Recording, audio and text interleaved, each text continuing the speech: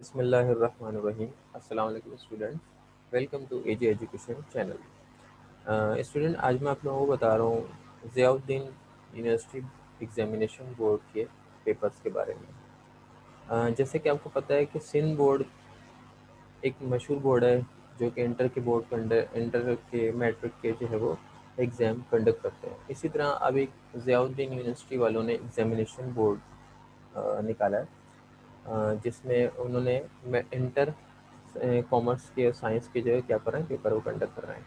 तो उनके अकाउंटिंग का जो है model paper second year commerce की अकाउंटिंग का पेपर एमसीक्यूज और इसी तरह शॉर्ट क्वेश्चन पे बेस करता है, जैसे कि सिंध बोर्ड का ही है।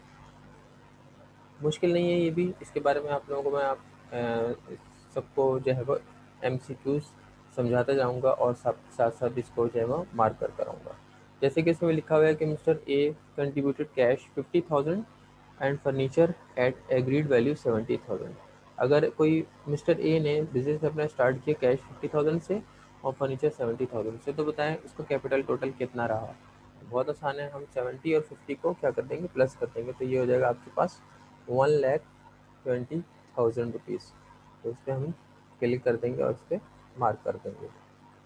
इसके बाद है क्या है कि इन फॉर्मेशन यानी पार्टनरशिप फॉर्मेशन की बात कर रहे हैं कि the contribution by partners are recorded in the books of account at their original cost.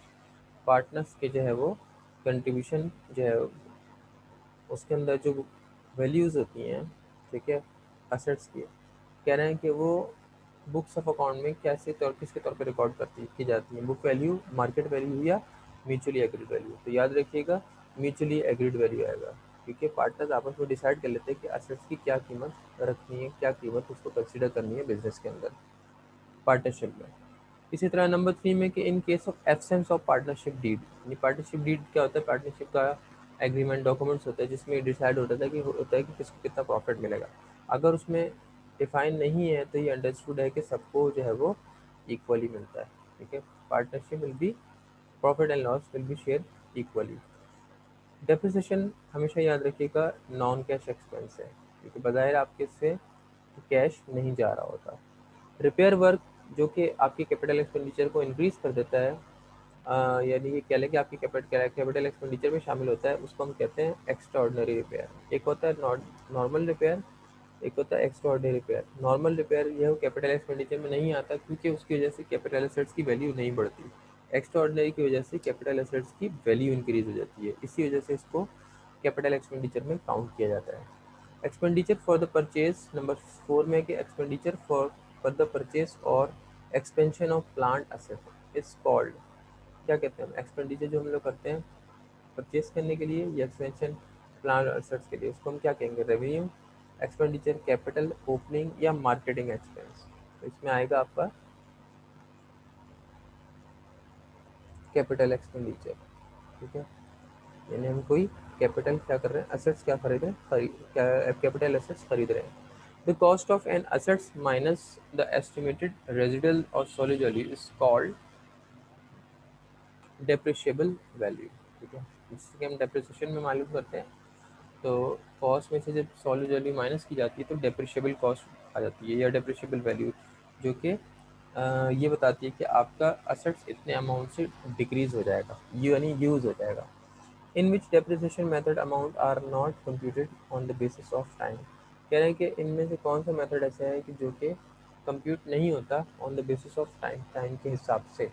Straight line, unit production, double declining method, ये सम ऑफ देयर डिजिट मेथड। उसमें याद रखें जो टाइम के हिसाब से कह रहे हैं कि नहीं होता, वो आपका आ जाता है। जैसे स्ट्रेट लाइन है उसके अंदर टाइम होता है, ईयर होता है। यूनिट ऑफ प्रोडक्शन उसके अंदर यूनिट्स होते हैं। डबल डिक्लाइनिंग मेथड पर उसके अंदर परसेंटेज होती है। सम ऑफ द ड्यू के अंदर भी टाइम आपको गिवन होता है। तो इसके अंदर आ जाएगा are not completed on the basis of time, क्योंकि टाइम के हिसाब से नहीं काउंट किया जा रहा होता। इसको हम कहते हैं यहाँ पे यूनिट प्रोडक्शन मेथड। इसके अंदर टाइम काउंट नहीं होगा बल्कि यूनिट काउंट होंगे, बाकी में टाइम काउंट होता है। डिप्लीशन क्या है, नेचुरल एसेट्स पे जो डेप्रिसिएशन होती है उसको हम क्या कहते हैं, डिप्लीशन। तो इसका आ जाएगा आंसर नेचुरल एसेट्स को हम यूज़ करते हैं तो उसके अंदर कीमत में जो कमी आती है उसको हम डिप्लीशन कहते हैं। जैसे कि माइंस हैं, यूज़ हो जाती हैं तो उस ज़मीन की कोई वैल्यू नहीं रहती, वो डेप्रिशिएट हो जाती है एक तरह से, उसको हम डिप्लीशन कहते हैं। The cause of depreciation is, depreciation की जो वजह है वो कह रहे हैं क्या होती है, that physical deterioration, obsolescence both of above, या डिक्लाइनिंग मार्केट प्राइस।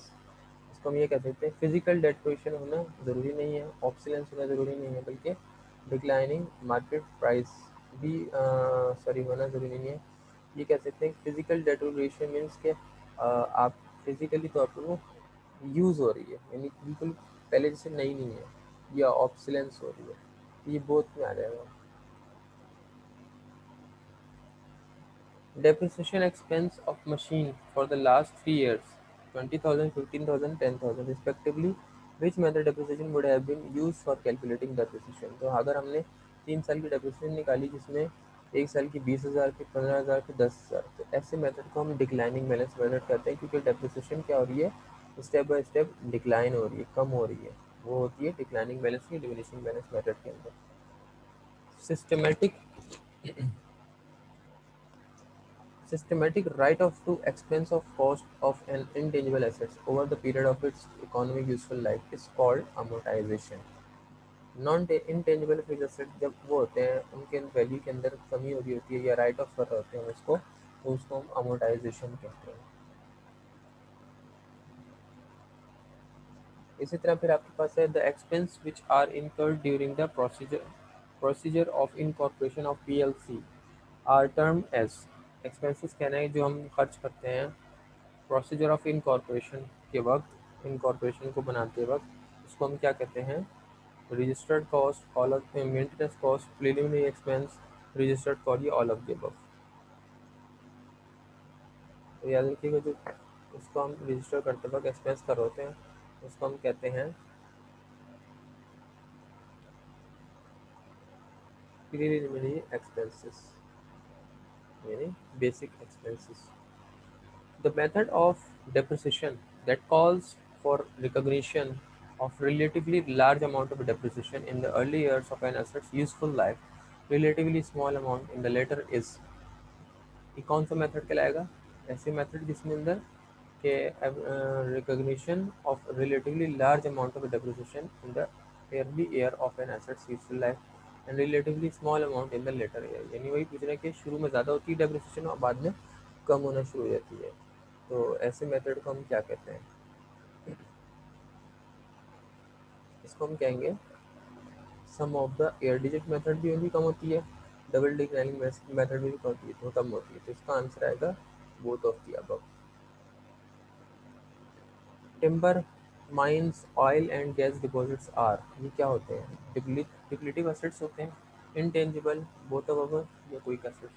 टिम्बर हो गई लकड़ियाँ, माइंस है, ऑयल है, गैस डिपॉजिट्स हैं, ये डिप्लीटिव एसेट्स होते हैं, यानी खर्च हो जाते हैं तो उसकी कोई वैल्यू नहीं रहती, इसको हम क्या कहेंगे, डिप्लीटिव एसेट्स कहेंगे। मिस्टर ए ब्रॉड फर्नीचर, अब जैसे इसमें एग्जांपल दी है कि मिस्टर ए ने फर्नीचर खरीदा 80,000 का, उस पर डेप्रिसिएशन थी 20,000 रुपये, बुक वैल्यू हो गई 60,000, मार्केट वैल्यू इसकी 65,000 रही, तो म्यूचुअली एग्रीड वैल्यू कितनी है 70,000। Which value is to be recorded in the books of account at the time of formation, तो फॉर्मेशन के वक्त उसको क्या कंसिडर किया जाएगा, 65 या म्यूचुअली एक्सक्लूसिव। याद रखिएगा पार्टनरशिप फॉर्मेशन में हमेशा mutually exclusive, mutually agreed value को काउंट किया जाता है, यानी इसको 70,000 हाँ इसका आंसर आएगा। ठीक है, when the transaction of business are incomplete, this is known as, transaction जब बिजनेस की क्या होती हैं, इनकम्प्लीट होती हैं, तो ऐसे मेथड को हम क्या कहते हैं, double, single entry, triple entry, या ना।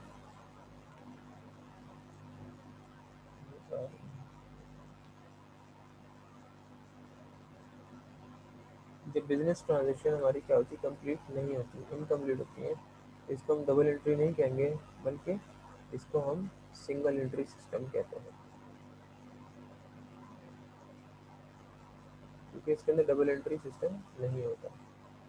Beginning capital 10,000, ending 20,000, drawing for 5,000, additional 3,000, net income single entry is, तो net income जो है वो is in single entry is तो नेट इनकम सिंगल एंट्री के अंदर क्या होगी, तो हम क्या करेंगे, एंडिंग कैपिटल 20,000, उसमें से माइनस कर वो ऐड कर लेंगे 5,000 ड्राइंग को, तो आ जाएंगे 25,000। 25,000 में से आप बिगनिंग माइनस कर लेंगे, तो 25 में से 10 माइनस करेंगे 15 रह जाएंगे, 15 में से हम 3,000 माइनस कर लेंगे, तो ये आ जाएगा आपके पास 12,000 net income. While passing journal entry, share capital is always credited with। जब हम journal entry पास करते हैं तो शेयर कैपिटल हमेशा क्या होता है, शेयर कैपिटल हमेशा क्रेडिट होता है और पार वैल्यू के हिसाब से होता है। पार वैल्यू यानी जो शेयर की असल कॉस्ट प्राइस है। Which is the most widely held class of stock. ज़्यादा widely held class of stock कौन सा है, which is the most widely held a class of stock। Par value common stock, no par common, par value preferred या no par preferred। तो ये आ जाएगा आपका इसका answer par value common stock, which is the most widely held।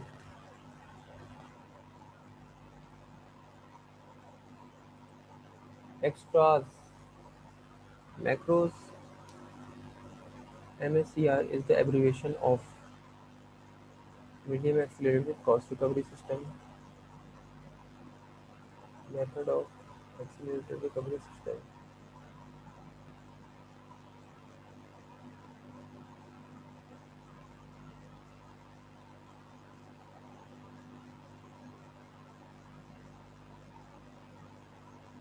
इसका ये answer आ जाएगा।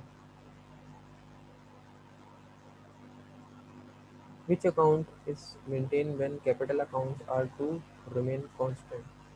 कौन सा हम अकाउंट इस्तेमाल करते हैं, विच अकाउंट इज मेंटेन बनाएंगे जब कैपिटल अकाउंट जो है रिमेन कांस्टेंट। कैपिटल अकाउंट अगर हमारा कांस्टेंट रहता है तो profit and loss, current account, capital account, ये हमारा आ जाएगा करंट अकाउंट, क्योंकि इसके अंदर कोई प्रॉफिट नहीं हो रहा था, कैपिटल हमारा सेम रहता है। Partners widely withdraw merchandise costing 2000 having market value 3500, general entry will be as follows. 2000 having market value 3500, general entry will be pass as 2000 के हिसाब से आएगा।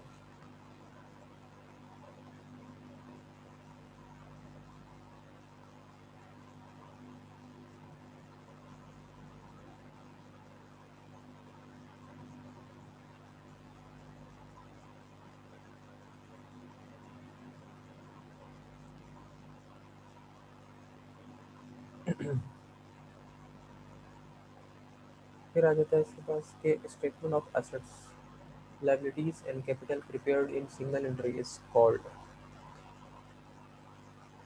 जिसमें एसेट्स लायबिलिटीज कैपिटल प्रिपेयर किए जाते हैं सिंगल एंट्री में, उसको हम क्या कहते हैं, स्टेटमेंट ऑफ अफेयर्स। इसके अंदर स्टेटमेंट ऑफ अफेयर्स कहा जाता है। Joint stock company is an artificial person created by, किसकी तरफ से बनाई जाती है, शेयर होल्डर्स की तरफ से, ये बोर्ड ऑफ डायरेक्टर्स ये law.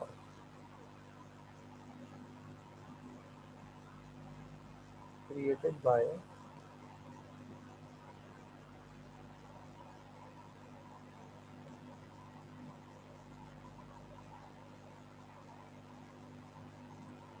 Share holders. Total assets of Zahid sports club are 112,750,000, 12,75,000 and liabilities 1,80,000। What is the amount of accumulated fund, बताएं इसका accumulated fund कितना हुआ। हम क्या करेंगे, इसमें से माइनस करेंगे,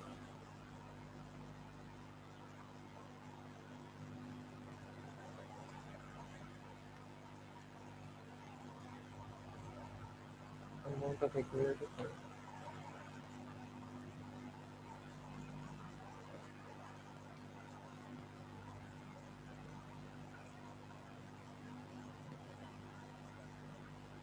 इसका आंसर तो नहीं समझ में आ रहा।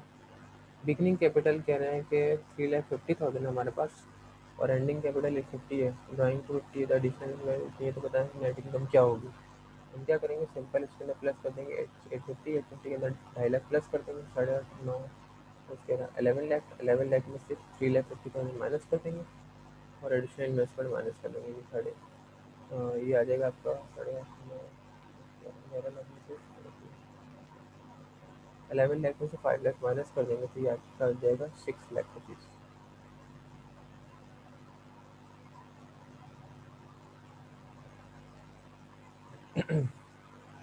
इसी तरह हमारे पास है 6,000 अगर हम डेप्रिसिएशन एक्सपेंस है फिक्स एसेट्स का 8 मंथ का, तो एनुअल डेप्रिसिएशन कितना हुआ।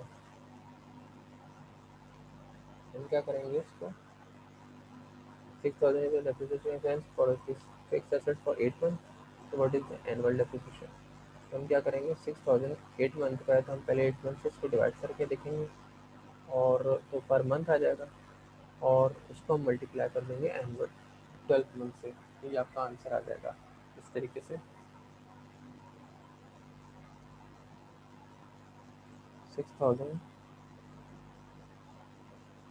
डिवाइडेड बाई 8, तो ये हमारा बना 750 पर मंथ। इसको मल्टीप्लाई कर देंगे 12 मंथ से तो ये आ जाएगा आपका 9,000। 12 मंथ से कर देंगे तो ये आ जाएगा आपका 9,000। इसके बाद फिर आ जाता है गार्नर वर्सेस मरी rule is applied in.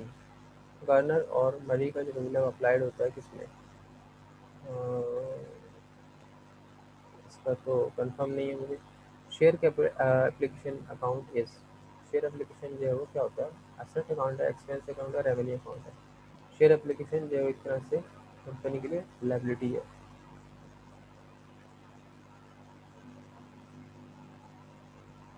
Cash dividend क्या है, cash dividend is paid through dividend warrant, cheque, pay order या कैश। ज़्यादातर ये डिविडेंड वारंट के जरिए दिया जाता है।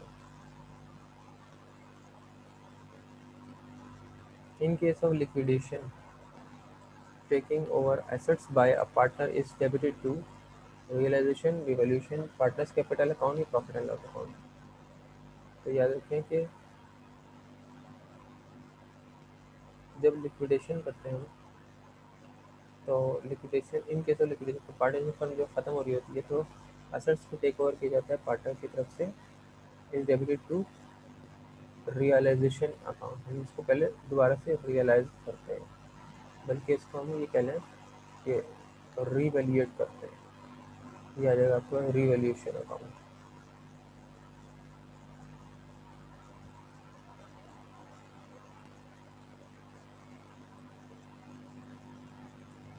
Accumulated depreciation of assets should not exceed 2, original cost से एक्सीड नहीं करेगी क्योंकि वो डेप्रिसिएशन में से ही आ रही है, या ये कहें डेप्रिशिएबल कॉस्ट से एक्सीड नहीं करेगी। ये आंसर हो गया इसका। ये थे हमारे शॉर्ट क्वेश्चंस। आपको मैं ये लॉन्ग क्वेश्चन भी करके दिखाऊंगा, ठीक है। तो ये था मेरा आज तक का लेक्चर और उम्मीद है आप लोगों को पसंद आया होगा, समझ में आया होगा। और नेक्स्ट लेक्चर तक के लिए मुझे इजाज़त दीजिए। अल्लाह हाफ़िज़। नेक्स्ट लेक्चर में इंशाल्लाह मैं आपको दूसरे सब्जेक्ट स्टैट्स और इसके अलावा कमर्शियल ज्योग्राफी और बैंकिंग वाला के पेपर जो ज़ियाउद्दीन बोर्ड के हैं वो आपको सॉल्व करवा के दिखाऊंगा। ठीक है, थैंक यू, अल्लाह हाफ़िज़।